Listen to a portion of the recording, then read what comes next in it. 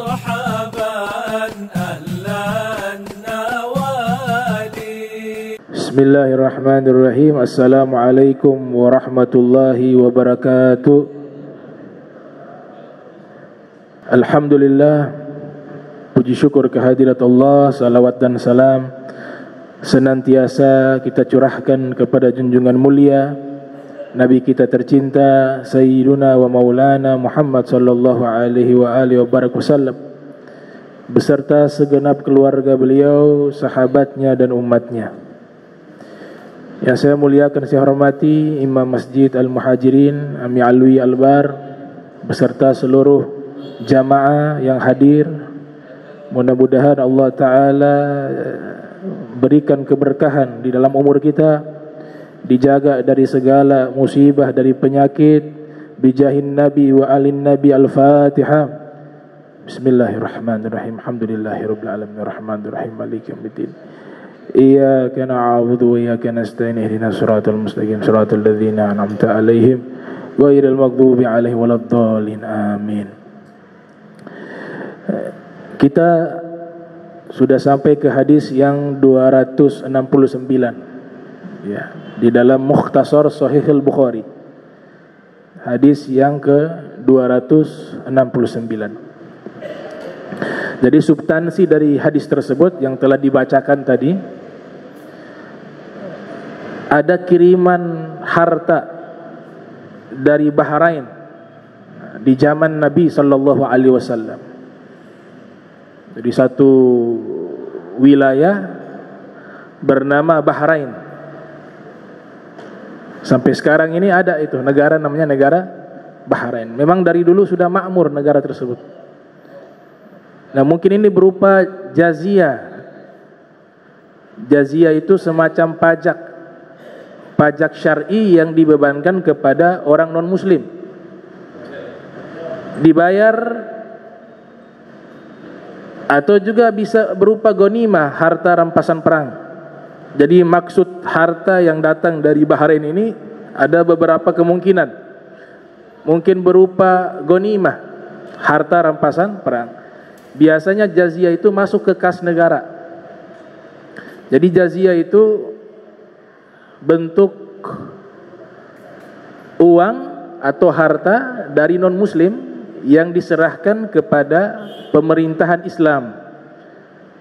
Dari situlah mereka jaga keamanannya, kemudian dilindungi hak-haknya. Dan ini adil. Kenapa adil? Karena ketika berada di satu negara Islam, maka seluruh yang berada di bawah negara Islam itu dijaga, termasuk yang non muslim. Makanya ada istilah kafir zimmi. Kafir zimmi itu artinya non muslim yang dijaga oleh Islam, hak-haknya. Adil karena di dalam Islam zakat itu hanya khusus kepada kaum muslimin. Orang kafir tidak diwajibkan zakat. Sehingga jaziah itu hanya dibebankan kepada orang kafir, orang non muslim. Karena orang Islam sudah aja bagian mengeluarkan zakat itu. Nah, ini harta dari Bahrain. Ada kitab berjudul Mu'jamul Buldan, kamus nama-nama kota. Nah, di situ Syekh Yaqut Al-Hamawi yang menyusun kitab tersebut mengatakan yang dimaksud dengan Bahrain yaitu satu negara yang dekat dengan Jazirah Arab, masuk wilayah itu. Nah, Bahrain juga ini adalah negara yang saat ini berdiri dengan sistem kerajaan. Nah, mazhabnya paling banyak Ibadiyah. Mazhab di sana saat ini paling banyak Ibadiyah. Ibadiyah ini cabang dari Khawarij yang tidak frontal, yang tidak ekstrim. Namanya Ibadiyah. Nah, kita baru dengar itu mazhab. Ada mazhab namanya Ibadiyah. Banyak di Bahrain. Itu. Bahkan mayoritas mereka bermazhab Ibadiyah. Nah, kemudian di riwayat yang lain, ini ceritanya sudah diberikan pengumuman bahwa nanti menjelang setelah sholat subuh berjamaah akan datang harta yang berlimpah dari Bahrain, datang ke kota Madinah. Nah, kebiasaan Nabi SAW, kalau ada harta yang banyak datang, beliau bagikan sampai habis. Makanya di riwayat ini disebutkan dalam satu riwayat dalam kitab Fathul Bari, syarah dari Sahih Al-Bukhari, yang disusun oleh Al-Imam Ibnu Hajar Al-Asqalani yang lahir tahun 773 Hijriah, meninggal 852 Hijriah. Di situ beliau jelaskan lebih lengkap. Jadi harta tersebut datang, Nabi sudah berikan pengumuman akan dibagikan selesai sholat subuh. Artinya yang tidak sholat subuh berjamaah tidak dapat bagian. Nah, luar biasanya di dalam redaksi riwayat yang berbeda yang memiliki korelasi dengan hadis tersebut, ketika Nabi sholat subuh berjamaah, selesai sholat subuh berjamaah, Nabi melihat ke belakang, ternyata membludak manusia, tidak seperti biasanya. Ya, di zaman tersebut, ya, biasanya memang ramai, tapi tidak seramai ketika dapat informasi mau dibagikan harta. Nabi lihat ternyata membludak. Jadi sejak zaman dulu memang orang suka doi. Itu fitrah manusia. Allah yang nyatakan dalam Al-Quran, hubbu syahwah. Disebutkan juga harta, minan nisa, perempuan syahwatnya suka, bangunan-bangunan, kendaraan-kendaraan yang mewah. Itu Allah sudah sebutkan dalam Al-Quran. Itu fitrah manusia, suka. Harta juga demikian. Tapi yang dilarang, hal-hal ini menjadi tujuan, hal-hal ini menipu, hal-hal ini membuat kita lupa kepada tujuan hidup kita. Itu yang dilarang. Tidak dilarang memiliki. Jadi zuhud itu bukan standarnya kaya atau miskin. Cinta dunia itu bukan standarnya orang kaya atau miskin. Itu amal hati. Ada orang miskin cinta dunia, ada, banyak. Bagaimana? Ya, dia setiap hari hanya membayangkan bagaimana nih nanti saya dapatkan harta yang banyak. Dia berpikir dan dia tinggalkan ibadah. Nah, namanya hubbud dunia. Ada orang kaya zuhud. Semua yang dia miliki tidak membuat dia lalai, tidak tertipu dengan apa yang dia miliki. Ibadahnya tidak terganggu, bahkan dia menjadi lebih giat dalam ibadah. Hartanya dia gunakan dalam kebaikan. Nah, ini namanya zuhud. Jadi zuhud itu bukan standarnya dia tampilannya susah, miskin, kemudian dikatakan zuhud. Bukan. Zuhud itu amalan hati. Makna zuhud itu adalah hatinya tidak terikat, tidak cinta kepada material duniawi yang menipu, yang sesaat.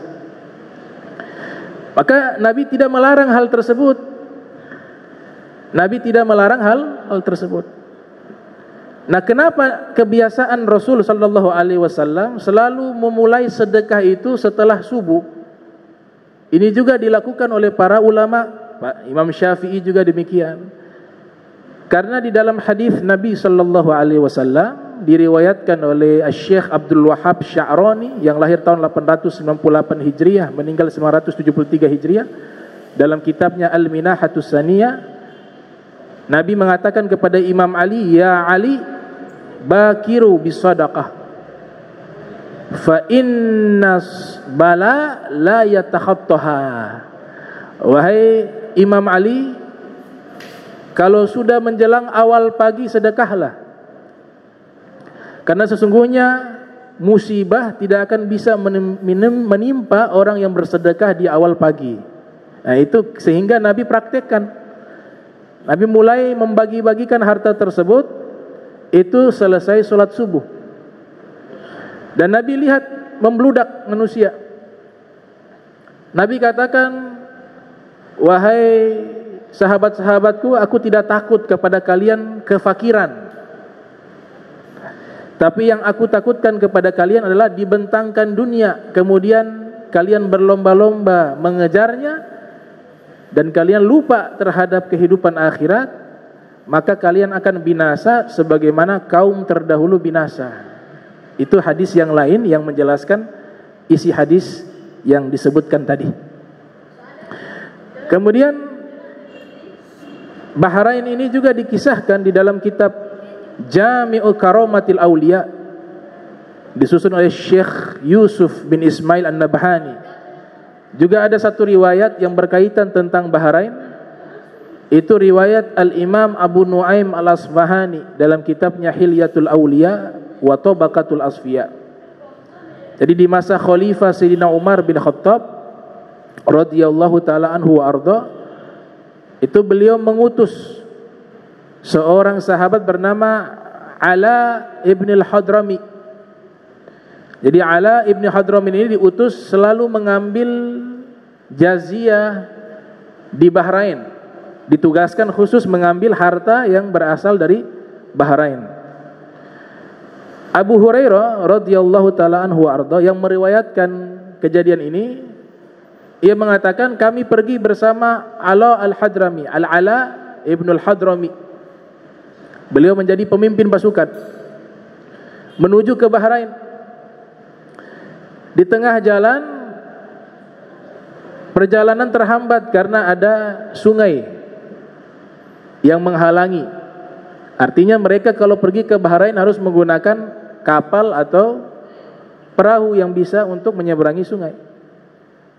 Maka Al-Ala Al-Hadrami ini beliau mengangkat kedua tangan kemudian berdoa.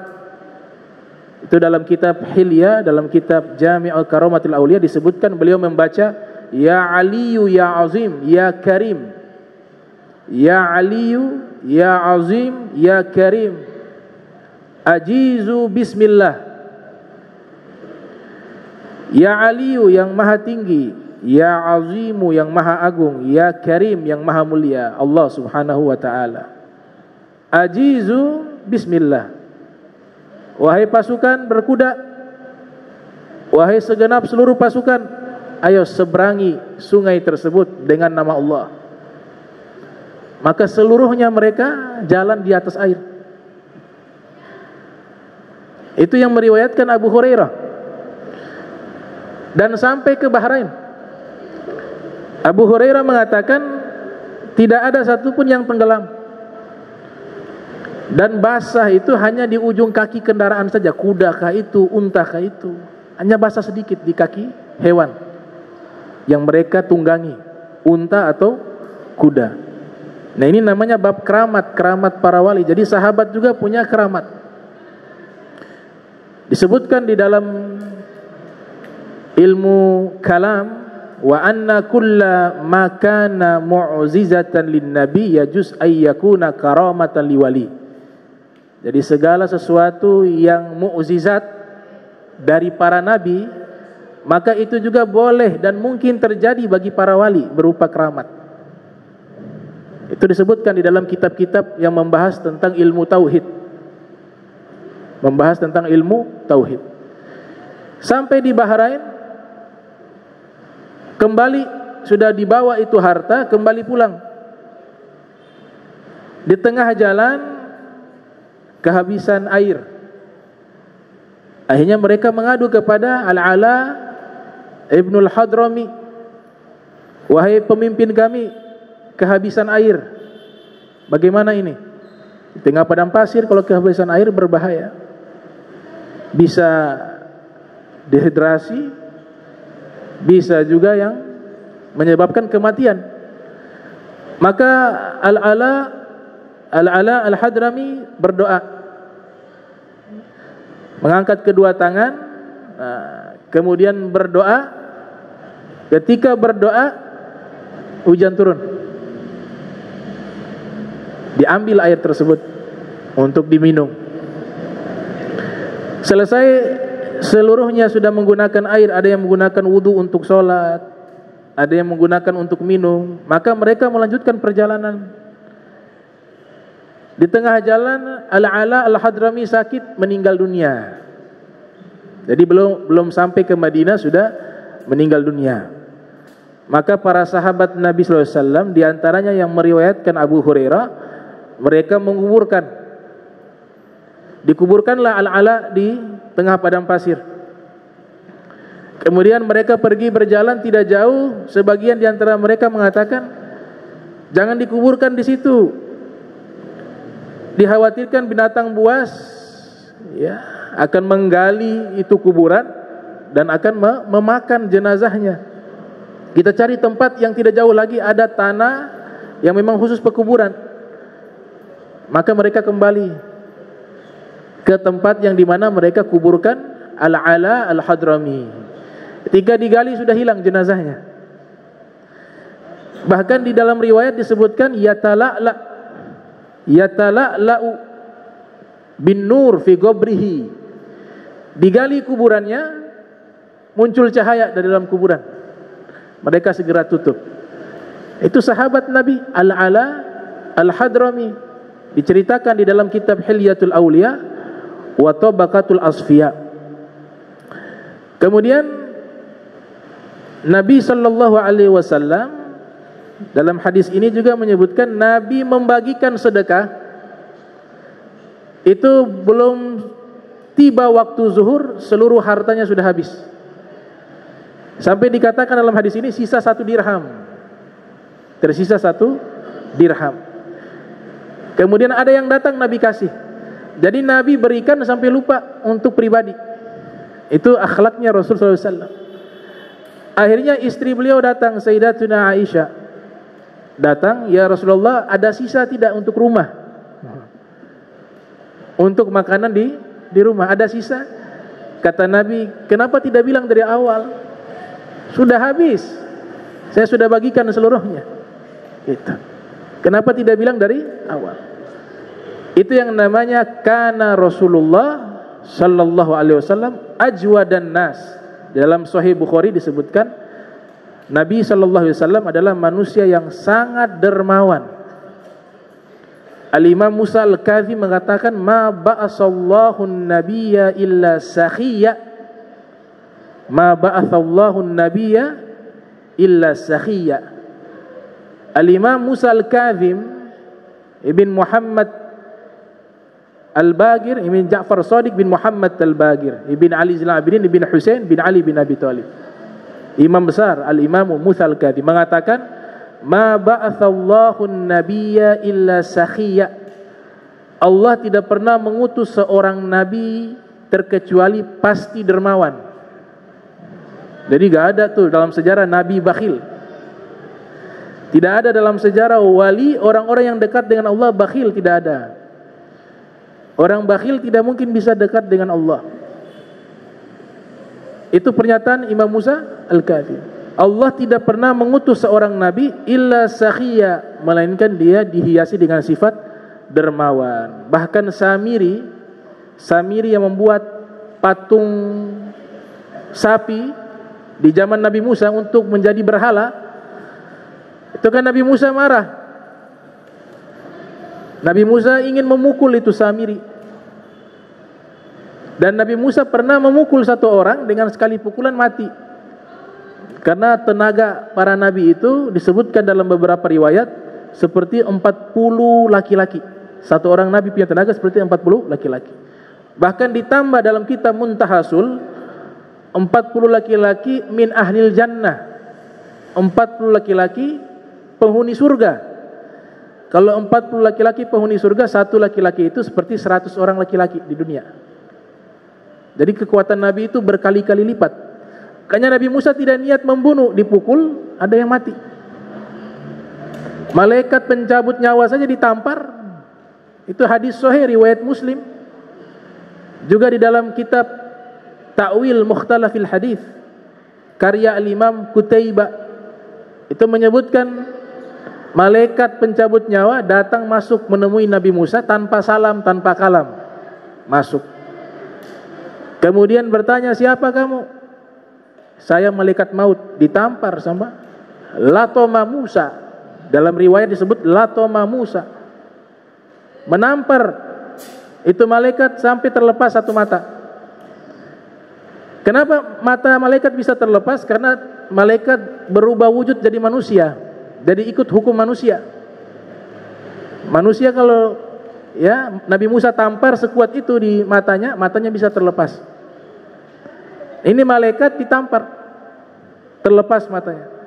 Kalau malaikat hadir dengan wujud malaikat, maka tidak bisa disakiti karena khuliqatil malaikat minan nur, malaikat diciptakan dari cahaya. Tapi malaikat ini berubah wujud menjadi manusia, maka dia ikut hukum manusia. Ditampar dengan begitu keras oleh Nabi Musa sampai malaikat tersebut matanya terlepas, sebelah matanya a'war, disebutkan a'war itu sebelahnya buta. Itu Nabi Musa. Nah, Samiri ini membuat patung berhala berupa ijlun, disebutkan dalam Al-Quran. Ijlun itu anak sapi. Nabi Musa marah, mau dipukul Samiri. Itu kalau dipukul kena satu pukulan mati Samiri. Tapi Allah Ta'ala wahyukan kepada Nabi Musa, disebutkan dalam kitab Al-Fawaidul Mukhtarah, ya Musa la taqtulhu, ya Musa la taqtulhu fa innahu sakhi. Wahai Musa, jangan kau bunuh dia. Allah sudah tahu nih, sudah tahu bagaimana Nabi Musa sedang marah. Allah nyatakan jangan kau membunuh Samiri, fa innahu sakhiyun, karena dia dermawan. Nah, padahal musuhnya Allah membuat patung berhala, tapi ada sifat dermawan. Allah Ta'ala mengatakan kepada Nabi Musa, jangan kau sakiti dia, karena sesungguhnya dia dermawan.